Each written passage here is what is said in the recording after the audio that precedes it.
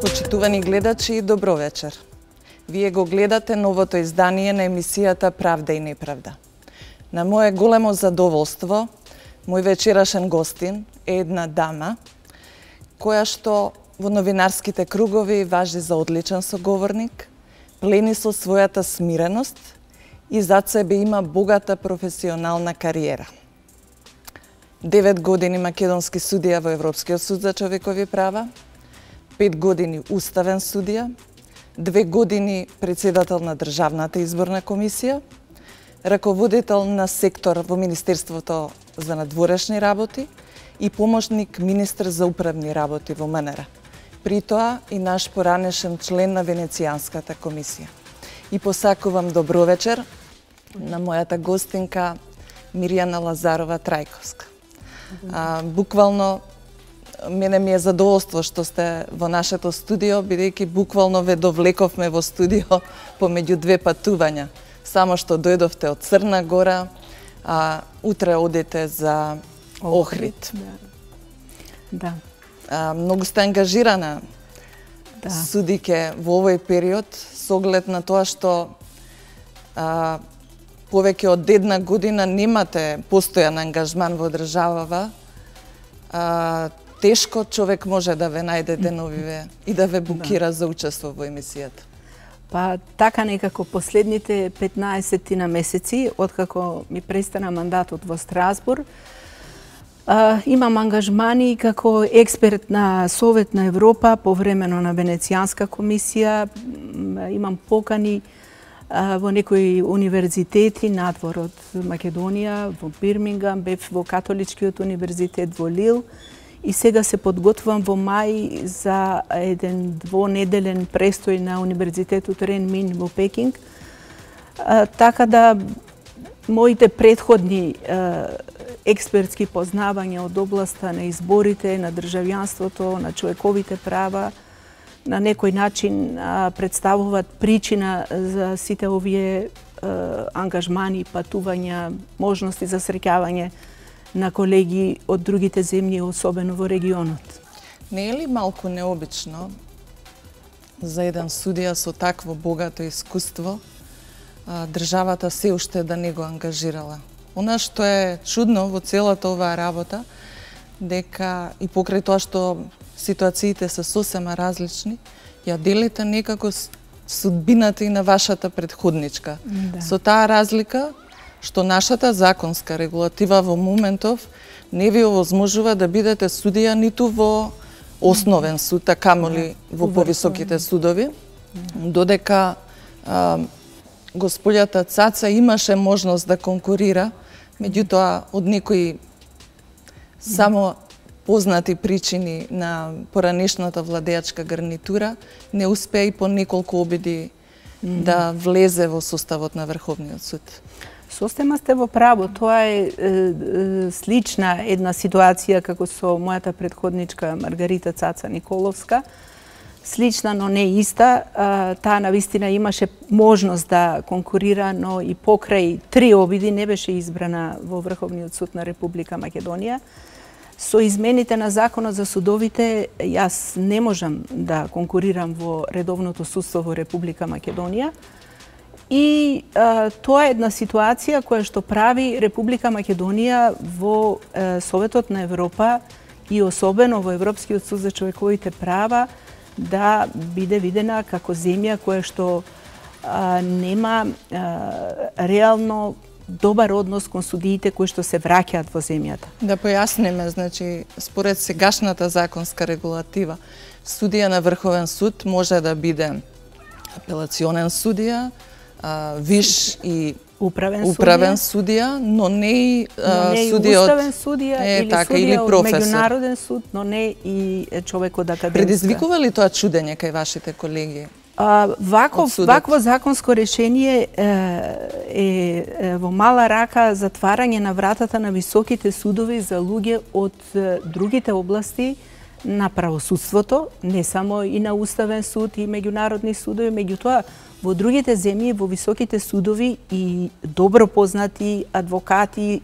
познати како истакнати правници, може да се појават како кандидати во високите судови. Што им кажувате на вашите колеги, а на некој начин да не ја доведете во лоша позиција државата од која што потекне, од која што доаѓате и која што ве предложи, бидејќи се добива впечаток дека не води грижа за судиите кои што самата ги испратила и имаат стекнато богато меѓународно искуство. Впечатокот е лош за Република Македонија. Што и да кажувате, реалната состојба го демантира тоа. Тие имаат информации затоа што, како што знаете, Република Македонија на патот кон ЕУ мора да исполни многу стандарди и критериуми и пред Советот на Европа, и тие се заинтересирани и ги следат состојбите во судството. Токму од случаи како што беше случајот на мојата претходничка и на уште двајца-тројца други судии, исто така од поранешни земји на Источна и Централна Европа, поттекнат од вакви ситуации, Парламентарното собрание на Советот на Европа пред 4 години донесе препораки со кои од земјите членки бара на судиите на кои им завршува мандатот да им најдат соодветен ангажман во високите судови или во други области на правосудниот систем, и сега таа формулација се работи на тоа да се прошири и во делот на надворешните политики и надворешните работи. Например, кажете ми каде се ангажирани колегите со кои што вие работевте во судот во Страсбург? Најголем дел од моите колеги се враќаат во уставни судови, еден дел од нив ги бираат во врховни судови, например, еве колешката од Финска е судија во Врховен суд, колегите од Латвија, од Ерменија, од Литванија се суди и во Уставен суд, други се амбасадори за нивните земји, например, судиката од Монако е амбасадор во Германија. Значи, во суштина, омбудсмани исто така, поранешната судика од Шведска беше избрана за омбудсман во парламентот на Шведска, една поинаква поставеност на институцијата омбудсман.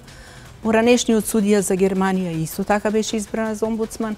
Така да во суштина државите бараат начин да го искористат знаењето на човековите права и познавањето на во целина на стандардите кои што се бараат од земјите членки на Советот на Европа, и на тие луѓе да им дадат соодветен ангажман кој што ќе помогне и на институциите во државата, меѓутоа и за нив би значило некакво признавање за она што го одработиле во 9 години представувајќи ја земјата во Европскиот суд за човековите права.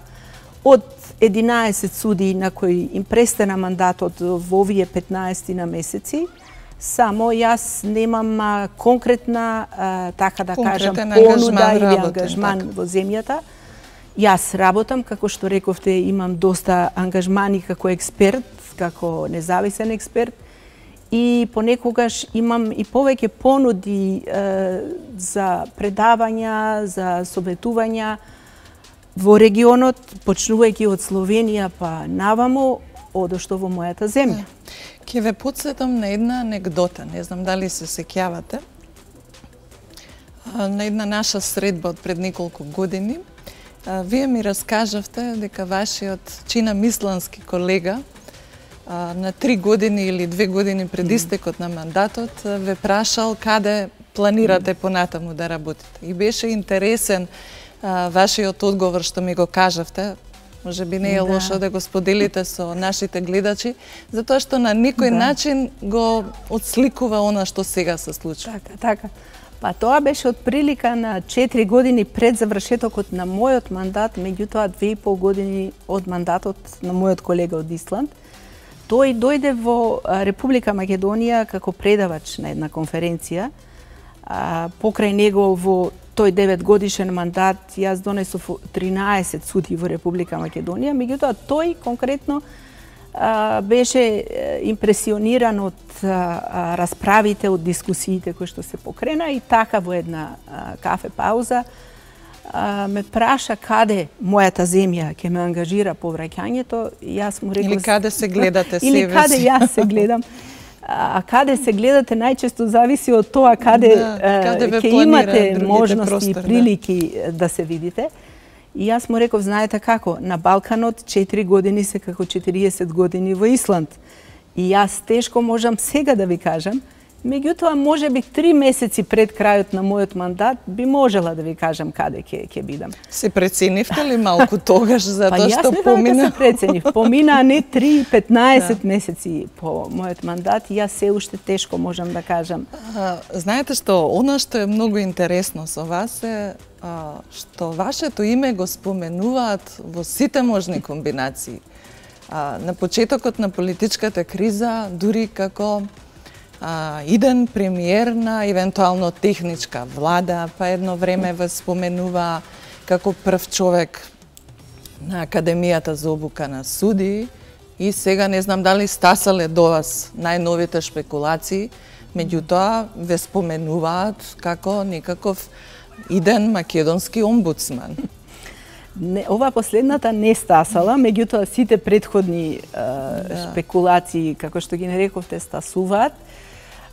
Па од една страна тоа е добро, значи гледаат некаков кандидат моите колеги кои најчесто ги вадат тие муабети, но прашањето е каква е реалната состојба, дали е возможен таков ангажман, бидејќи како што знаете и како што спомнавте, ангажман во високите судови за мене во овој момент е невозможен. Тоа значи дека треба да се направат претходно законски измени кои бараат 2/3 мнозинство, да се создадат услови да се конкурира, а тоа значи протек на време. Во овој момент во процедура се пакет законски измени на Законот за судови и за судски совет, кои што се усогласени од власта и опозицијата.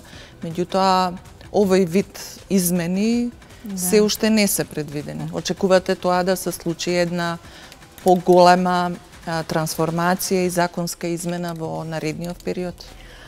Па јас се надевам дека Законот за судовите ќе се смени на начин да им овозможи на високите судови да имаат можност да избираат квалитетни кадри кои што ќе му помогнат на Врховниот суд и особено за Уставниот суд, зборувам, да добијат една друга видливост во делењето на правдата. Не мислам тука на себе си, јас размислувам долгорочно, размислувам каков суд јас би сакала за мојата земја, каков Врховен суд и каков Уставен суд. Јас живеам во убедување... би било многу погрешно ако се оди по старата практика да правиме закони со човечки лик. Апсолутно. Јас сметам дека земјите кога работат на закони мора да размислуваат за долг временски период и особено кога се работи за судството. Вие знаете и во однос на евроинтеграциите во поглавието 23 нема посебна директива која што на државата ќе наложи каков судски систем да направи или какви критериуми да предвиди во однос на тоа што значи квалитетен судија. Тоа се подразбира дека потпаѓа во надлежноста или во таа маргина на уважување кон државата, дека таа, водејќи се од најдобриот интерес на низините граѓани, ќе настојува, следејќи го она што ние го викаме меко право во форма на препораки на Комитетот на министри на Советот на Европа или на посебно специализирани комитети на ова тело, да направи квалитетно, независно и стручно судство.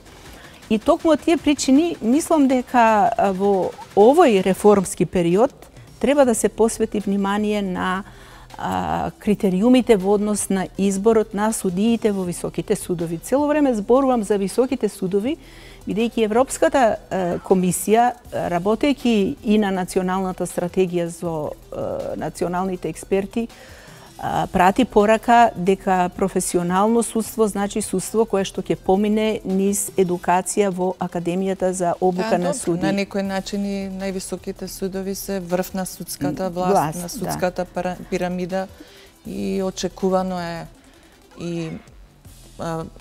и општата седница на Врховниот суд да ја добие својата вистинска улога во креирањето на судската политика. Она што сакам да ве прашаме дека сепак вие бевте дел од едно тело за реформи на правосудството, кое што на некој начин неславно заврши. Од една страна, Министерството за правда сакаше тоа да го прикаже после серијата на оставки, дека тоа ја завршило својата улога и како такво треба да се трансформира, а дел од експертите кои што беа вклучени таму зборуваа дека искажаа свое незадоволство, бидејќи не сакале да бидат декор, дека суштинска дебата не била развиена.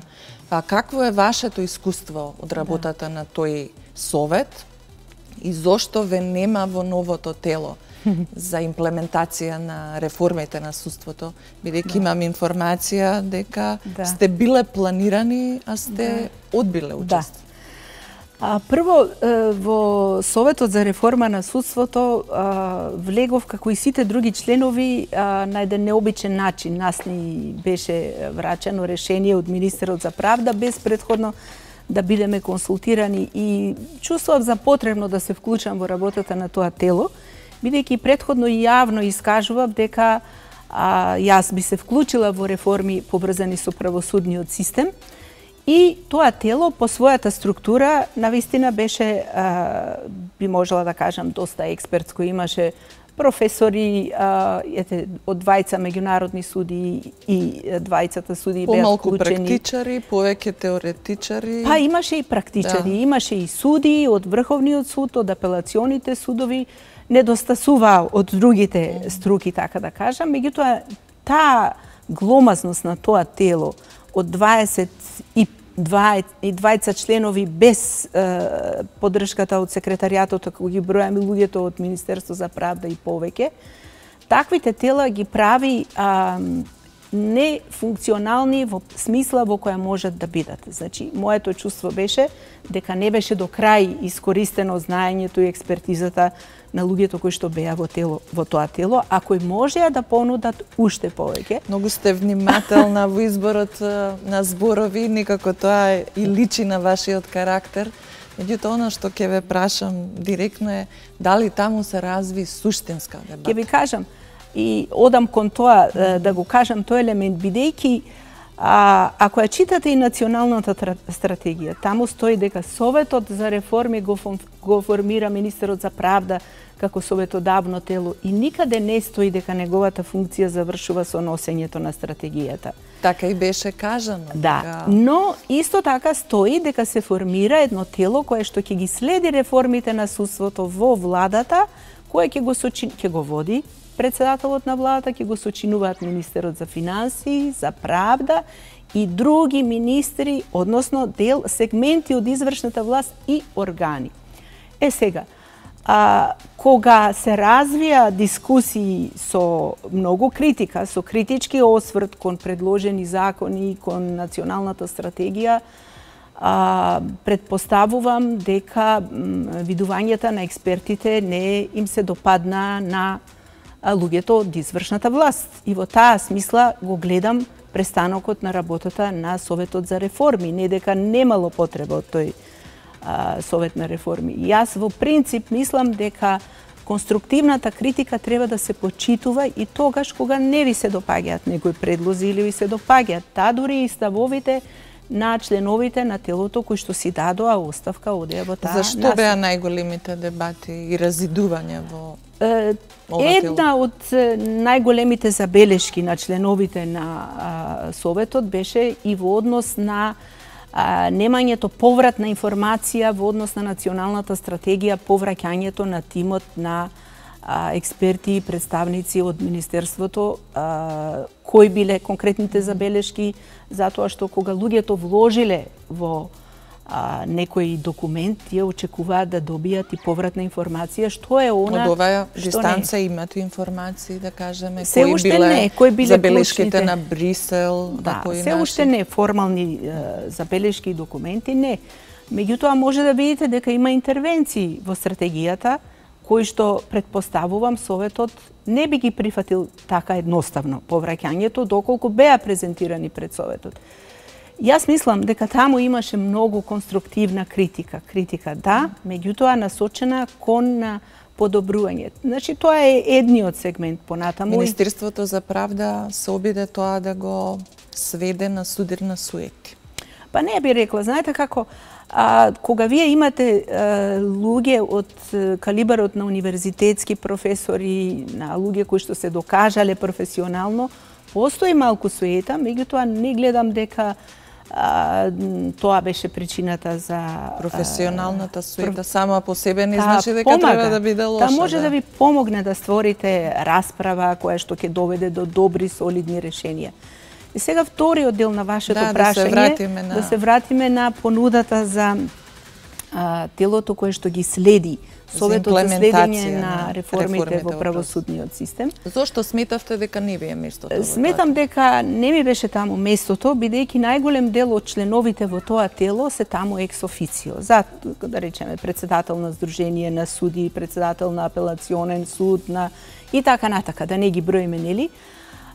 И во принцип, кога ја спомнав стратегијата, во овој дел и самата стратегија зборува за тело кое што ги следи реформите од агол, од аспект на извршната власт.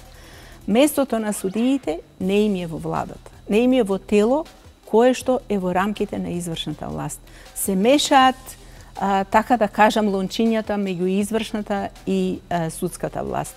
Моето размислување во ова насока, и јас го кажав тоа мое видување, едно такво тело кое што би било составено од судии, од различните делови на судството, исто така судскиот совет би се вклучил и така натаму, или местото му е во рамките на Министерство за правда, или пак како независно тело може да биде предводено од независен експерт кој би бил врска. Која опција ви е вас поблиска? Да биде тоа надвор од Министерството, независно тело? Тоа може да биде независно тело надвор од Министерството, меѓутоа по природата на нештата, бидејќи Министерството за правда има ингеренции во правосудниот систем, местото му е во Министерството за правда, сепак водено од спомене независен координатор кој би бил прифатлив со консензус и за владеачките политички партии и за опозиционите. Колку е за вас прифатливо начело на тоа тело да е премиерот? Врвот на тоа ми е извршната изборот. Јас мислам дека премиерот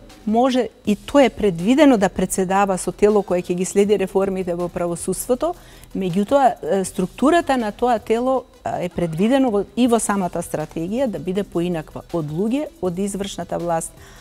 А тука кога би имало тело кое што е надвор од извршната власт, како представник на тоа тело може да биде координатор и министерот за правда исто така. Да се вратиме на стратегијата. Дали е за вас необично што во стратегијата на некој начин е иземен Уставниот суд и реформите на Уставното судство? Како гледате на тоа? Дали и во кој дел треба да има интервенција? Предпоставувам и како дел од телото за реформи сте сметале дека може би во овој дел и најмногу придонес можете да дадете како поранешен судија во Уставниот суд и мајќи ги во вид искуствата од судот во Страсбург. Знаете што во еден од работните текстови во националната стратегија беше предвиден Уставниот суд. Може би не со значителен дел, меѓутоа тој беше спомнат во делот на реформите. Моето лично убедување е дека не може да се направат добри и здрави реформи во правосудниот систем, а да не се офати Уставниот суд. Кај нас помина досега 2 циклуси на реформи на судството, конкретно во 1995-2005 година со уставните амандмани. Имаше еден обид за уставни измени неуспешен. 2011, меѓутоа во сите тие 3 обиди Уставниот суд остана недопрен.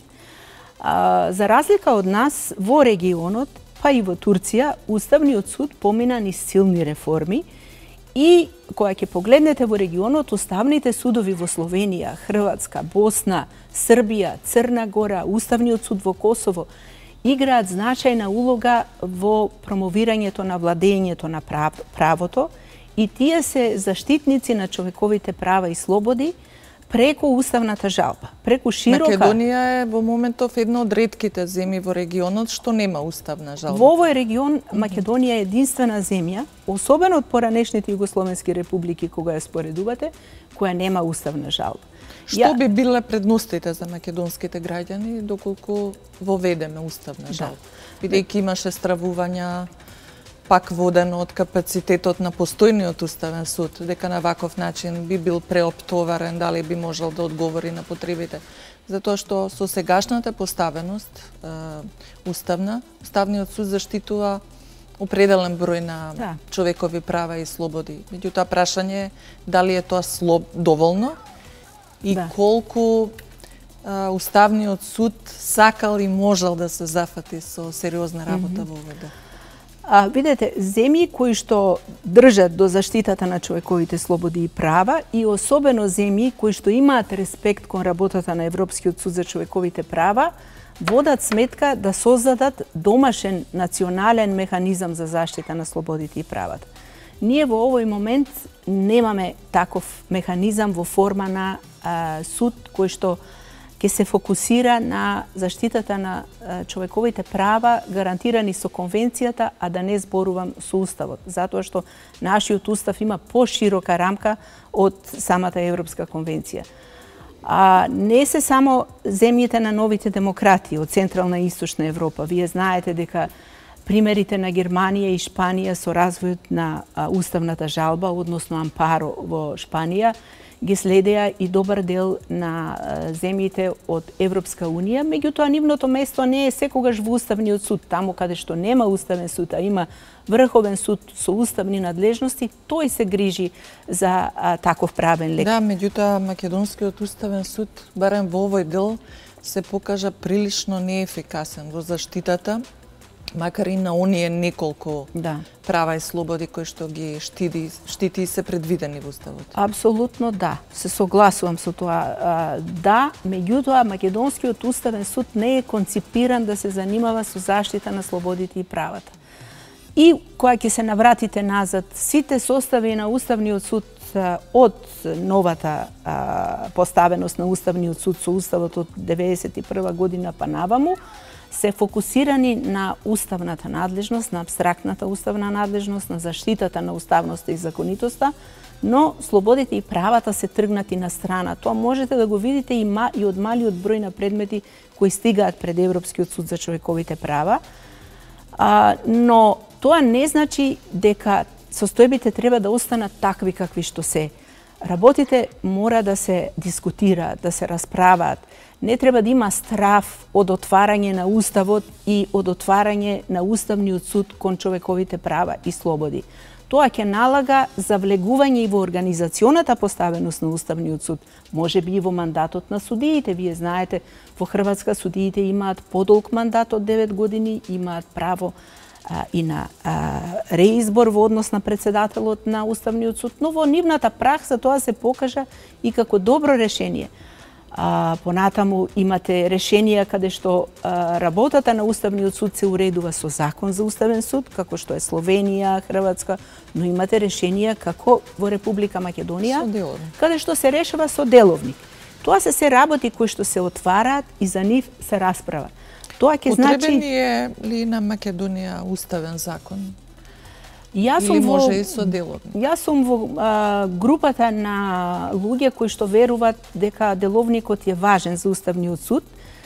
Овој пристап е правен по примерот на Европскиот суд за човековите права. Може да се слушнат критичари дека тој е застарен од социјализмот, дека не одговара на потребите на новото време. Јас би рекла дека целиот пристап во однос на поставеноста на уставниот суд не одговара на потребите на новото време и тоа се прашања кои што ќе мора да се отворат. Јас лично сметам дека на еден силен уставен суд деловникот му е главна алатка со која што си ја чува независноста. Така и со Европскиот суд за човековите права. Секогаш кога методолошки може да се подобри работата на судот, судот тоа го прави преку измени и дополнување на правилата за работа. Ние велиме во судот, меѓутоа тоа е еден сличен акт со кој судот си ја уредува својата работа. Кај нас деловникот имало обиди Уставниот суд сам да го отвори повеќе пати, но тоа останувало само на обиди и никогаш не се дозавршила таа постапка. Затоа велам... Добро, Уставниот суд во последно време има проблеми со собствената транспарентност. Тоа е голем проблем на целото судство. Некако се водиме, кога размислуваме за институциите, од постојните кадровски решенија, а не од позицијата уставна што треба да има една институција. Тоа е веројатно и нашиот... И можеби затоа треба и подолгорочно да размислуваме и да планираме. Тоа е нашиот главен проблем. Ние често гледајќи ги индивидуалните решенија кои што се моментално во некоја институција, бараме начин како да ја реформираме целата институција. Моето размислување за реформи на Уставниот суд е водено од потребата на земјата да и се овозможи да изгради институции кои што ќе бидат важни филтри пред воопшто да стигаат пресуди или предмети пред Европскиот суд за човековите права или подоцна пред Судот на правдата во Луксембург. Знаете, мора да има модерни институции, мора да дојдат модерни луѓе со разбирање на правото европско, не само домашното право, судии кои што ќе комуницираат со своите колеги на европските службени јазици, затоа што еве пред неколку дена стапи во сила 16-тиот протокол на Европската конвенција за човековите права, кој што им овозможува на земјите кои што го ратификуваа овој протокол да бараат советодавни мислења пред Европскиот суд за човековите права. Еден нов механизам кој што ќе им помага на судовите пред да почнат да градат судска пракса на нови прашања, да видат како тоа Европскиот суд за човековите права би го решил. А ние... Ми дадовте еден добар вовед за моето следно прашање. Пак ќе ве вратам на судските реформи. Таму еден од последните амандмани што беше усвоен е токму значи основ за разрешување на судиите да биде непочитувањето на Европскиот суд на човекови права и пресудите на судот, на кои што нашите суди во ретки исклучителни случаи се повикуваат. Како гледате на оваа новина и колку тоа ќе ги упати македонските суди повеќе да реферираат кон Европскиот суд на човекови права и неговите пресуди? Па, знаете како, судот во Страсбург не се доживува себе си како алатка за казнување. И во принцип мислам дека тоа не е правилен пристап кон барање одговорност на судија заради пресуда на Европскиот суд за човековите права. Од повеќе причини. Идејата на судот не е да се казнат националните судови. Таа е да укаже каде се проблемите во судството. Често пати една пресуда од Европскиот суд за човековите права го открива само врвот на целата санта мраз која што се наоѓа под водата и таа покажува системски проблеми. Такви се и пресудите поврзани со судиите. Македонија има закон за судовите со една многу строга одредба во врска со одговорноста на судиите визави Европскиот суд за човековите права. Таква одредба нема да најдете во другите закони. Одговорноста на судиите мора да биде широко елаборирана. Тоа сакам да кажам. Ако веќе оваа одредба е премногу ригидна, на кој начин да се зголеми одговорноста на судиите? Јас ќе дојдам до тоа прашање, меѓутоа кога станува збор за една ваква строгост на одредбата, не можете вие да ја фокусирате одговорноста во еден судија кога предметот поминал пред основен суд, апелационен, врховен суд, понекогаш и пред уставен суд. Каде ќе ја лоцирате одговорноста, во последниот, во највисокиот суд или во основниот суд од каде што тргнала постапката? Затоа една таква декларативна одредба по која до сега не сме виделе завршени постапки, покажува дека таа не е добро решение. Ако ги читате извештаите на експертите кои што направија еден скрининг на состојбите во македонскиот правосуден систем 2015 и 2017 година, предводена од господинот Прибе, ќе видите дека укажувањето на немање на систем на одговорност и отчетност во судството е многу важен проблем. Тоа значи дека честото посегање по така да кажам, по крајната мерка во однос на одстранување на судија од вршењето на неговата судиска функција, со упаѓање во неговиот мандат, вие се сеќавате, завршија голем број на предмети пред Европскиот суд за човековите права. Случајот Митриновски, Дума, повеќе се 6 предмети, иако овде го вклучите случајот на Ивановски 7 предмети. Но укажувањето е во насока дека мора да се разработи внатрешен систем на дисциплинска одговорност и казнување, каде што ќе се предвидат повеќе дисциплински мерки, поточно лепеза на мерки, да, и да не се оди секогаш. Така е, дури на крај да се оди во интервенција во мандатот на судијата, затоа што како и сите други грешат и судиите. Но можноста што ја нуди поставеноста на еден судски систем во двостепеност, тростепеност, дава шанса понекогаш ненамерно направените грешки или развивање на нова судска пракса да најде своја завршница во непосредно повисокиот суд. И тука е важно да се почитуваат голем број на укажувања во однос на градење на квалитетно судство.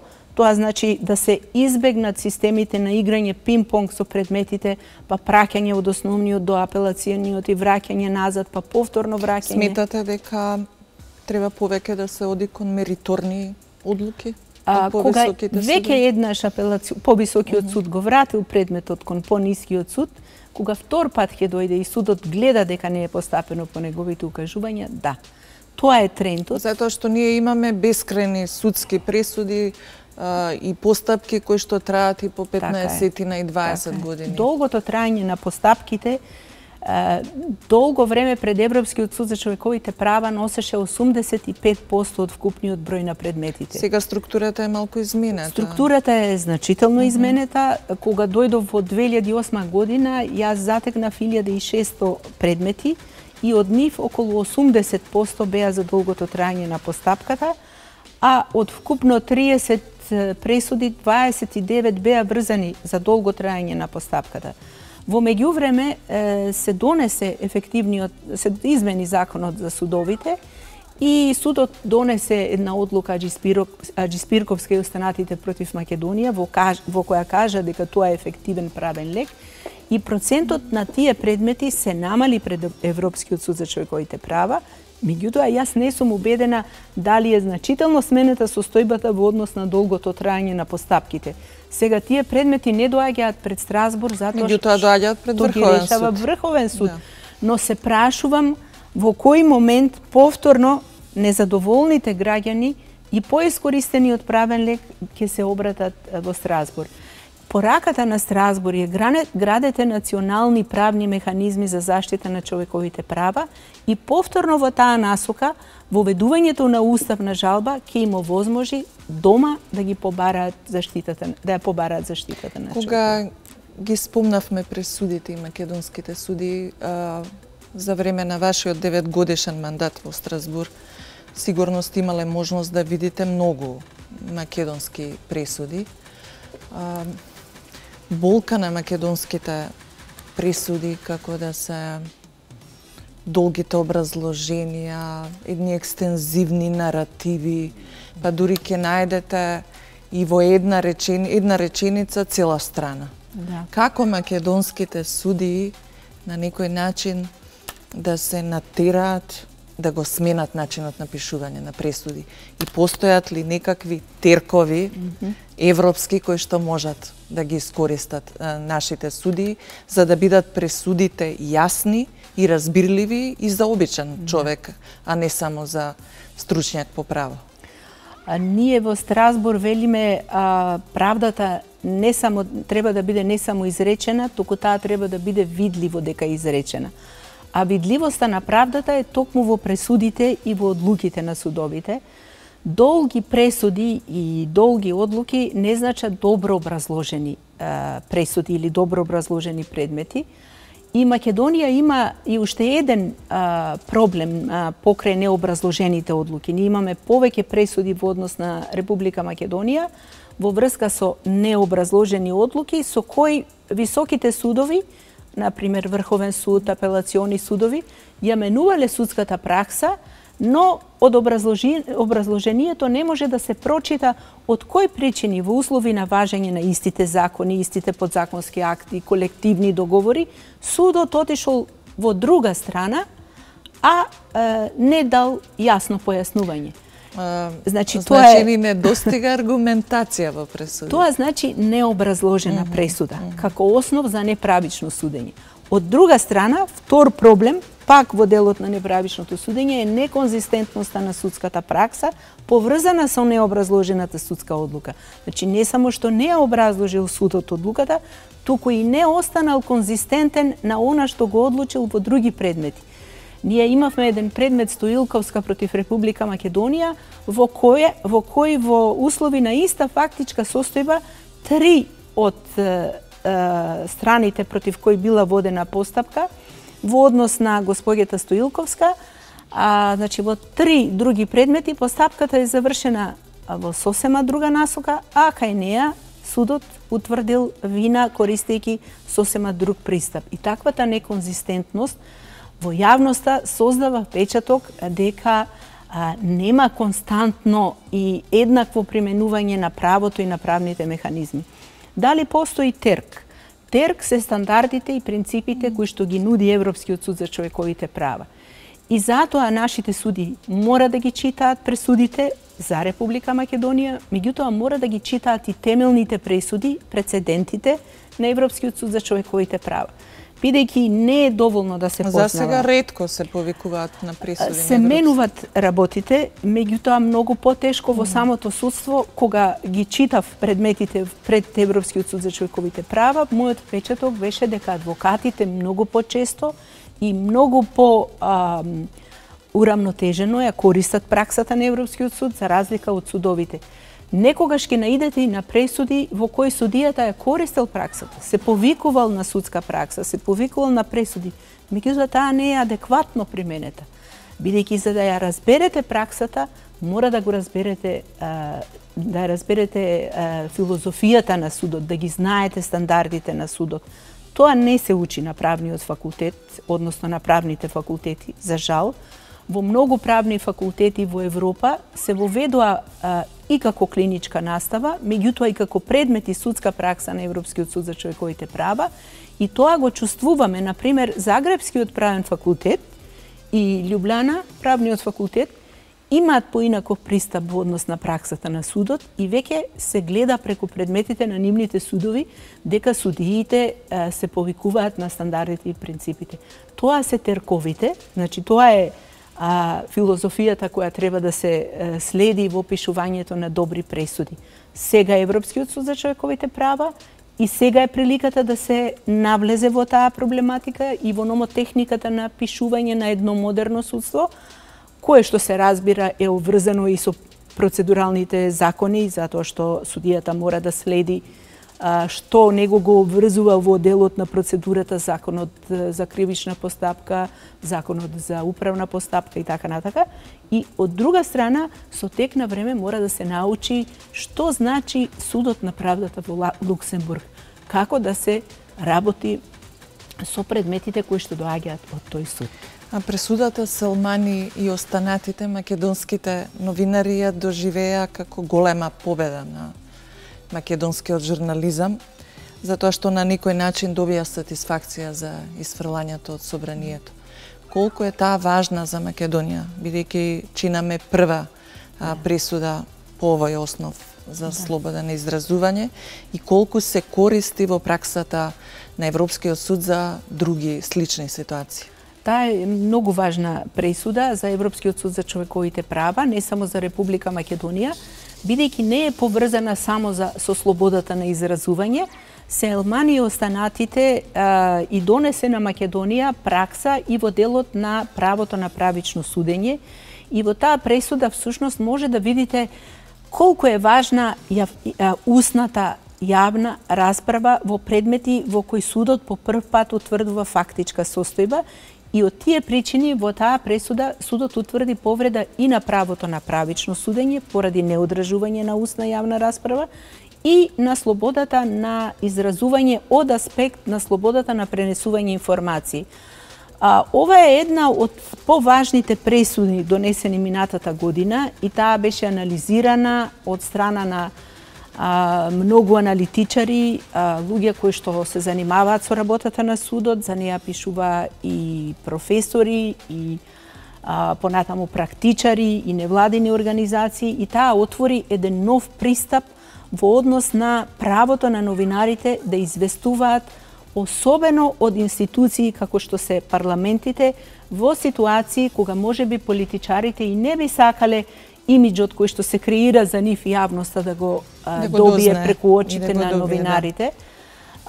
Навистина ова е прва пресуда поврзана со членот 10 или со слободата на изразување, меѓутоа пред судот има уште неколку пресуди, предмети кои ќе завршат со пресуди или со одлуки. Два од тие предмети се веќе комуницирани, јас очекувам набрзо и по нив да стигнат пресуди. Во принцип, пресудата Селмани и останатите отсликува една навистина интересна состојба во однос на улогата и местото на новинарите во едни турбулентни времења во земја како што е Македонија. Со вас би можеле многу да разговарање, меѓутоа накратко би сакала да се осврнеме и околу мислењата на Венецијанската комисија. Некако во последно време многу често се повикуваме на овие мислења кои се необврзувачки. Меѓутоа, во јавноста постои чувство дека некако се користат како во продавница. Кога ни се допаѓаат ги користиме, а кога не ни се допаѓаат ги игнорираме. Кажете ми, колку е вообичаена праксата прво да се донесат закони, па потоа да се бара мислење од Венецијанската комисија, не обратно? Венецијанската комисија во принцип повеќе се чувствува корисна кога до неа стигаат барања за мислење, кога законите се во работна верзија, кога законот е во фаза на нацрт закон, во фаза на предлог закон. Често пати пред комисијата се обраќаат владите кои што ги работат предлозите на закони, меѓутоа се обраќаат и парламентите кога ќе дојдат законите пред надлежните комисии во парламентите. Председателот Иванов најави дека ќе побара мислење. Колку е вообичаено председател на држава да бара мислење? Значи, во таа фаза на постапката до сега јас немам видено барање на мислење пред Венецијанската комисија, бидејќи законот за да може по донесувањето од страна на парламентот да добие некаква валоризација пред Венецијанската комисија или Европската комисија за демократија преку правото, тој мора да биде објавен за да стане закон, нели, да биде со указот, да биде потпишан указот и објавен. И доколку се цени дека тој не е уставен, во услови на покренување на постапка пред Уставниот суд може да побара пред Венецијанска комисија мислење. Ние и во времето кога бе во Уставен суд сме барале мислење од Венецијанска по одредени закони, та дури и не во формално барање во однос на структурата на Уставот, затоа што која би била улогата на Венецијанска во фаза кога го поминал парламентот да даде мислење пред да се произнесе Уставниот суд. Тие ќе ви кажат ние не сме Уставен суд. Значи уставноста ја штити Уставниот суд. Кога одреден закон би дошол пред Уставен суд, како што беше например законот за употреба на знамињата на националните малцинства, законот за лустрација, Уставниот суд може постои форум пред Венецијанска комисија да побара компаративна судска пракса, да побара мислење од Венецијанска комисија. Знаете што не образуваат тие мислења, меѓутоа на вистинска штета е во земја која што претендира да биде членка на Европска Унија, да не се користи ова исклучително високо вреднувано и почитувано тело. Самата Венецијанска комисија има 61 земја членка. Значи таа има повеќе членки од Советот на Европа, иако е во рамките на Советот на Европа, и тоа е вистинско богатство на експерти од 61 земја, кои добар дел од тие експерти беа и, да речеме, дел од тимот на експерти на господинот Прибе во Република Македонија. Така да... За крај да ве прашам, од оваа дистанца, кажете ми што научивте од Страсбур и што е она што го носите како искуство там? И предпоставувам што ќе го примените во некој ваш иден ангажман. Знаете како, Страсбур е навистина големо искуство, животно и работно искуство. Сепак во прашање се 9 години од кариерата на еден правник. Ако сакате да работите на човековите права и воопшто на правото, тоа е една навистина прекрасна институција во која чувствувате дека може да дадете, меѓутоа уште повеќе добивате како знаење. Научив многу за владењето на правото, научив многу за работа во колективно тело, научив многу за синергија меѓу луѓе со различен професионален бекграунд, научив и многу дипломатија во Европскиот суд за човековите права, бидејќи вие ја представувате својата земја, го представувате често пати не се работи само за присуството во судот, туку и за дружењата надвор од судот, и го чувствувате теретот на важноста да ја представите колку што може подобро земјата. Меѓутоа научив и како е да се председава со кога во мојот 2-годишен мандат на председател на секција со комплексни и тешки земји по прашања кои што навистина носат во себе голема правна тежина, меѓутоа и уште поголема политичко-правна тежина. Значи, учите како се балансира, како да се постигне решение или пресуда која што се носи со консензус во услови кога сте имале поделен дел на судство. Да, и сосема на крај, колку приватно сте вака смирена? Вие сте сепак мајка на 3 деца, сопруга. Постои ли нешто што може да ве извади од колосек и што е она што ве вознемирува, да кажеме? Па да, има многу работи што ме вознемирува, дефинитивно. Па знам јас да ги напуштам водите на она што е смиреност. Да, делувате секогаш воздржана, дека ја држите ситуацијата. Па знаете како, јас на моја пријателка вели како можеш ти на 4-5 полиња истовремено да работиш од надвор, делуваш смирено, постатично и така натака.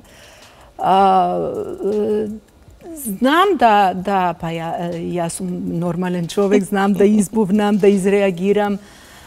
Важна е одмереноста во животот кога имате професионална обврска и кога треба да пратите порака во однос на средината со која работите. Секогаш сум настојувала во средините каде што работев луѓето да не се чувствуваат пресирано, да доаѓаат насмеани на работа, да не доаѓаат со тежина во стомавот. Не знам колку сум успеала во тоа, меѓутоа поминав низ многу институции. Еве и до ден денеска има таму луѓе со кои што сум работела, со кои ми е задоволство да ги сретнам.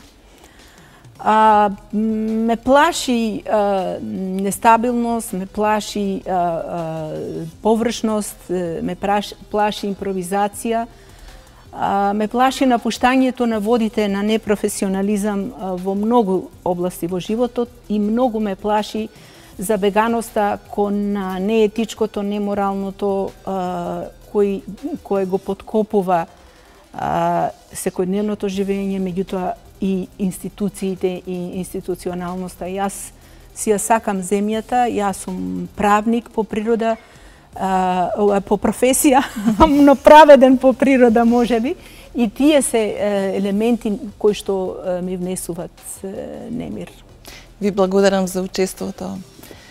Во денешната емисија ми беше навистина големо задоволство. Би можеле уште долго да зборуваме, меѓутоа имаме термин.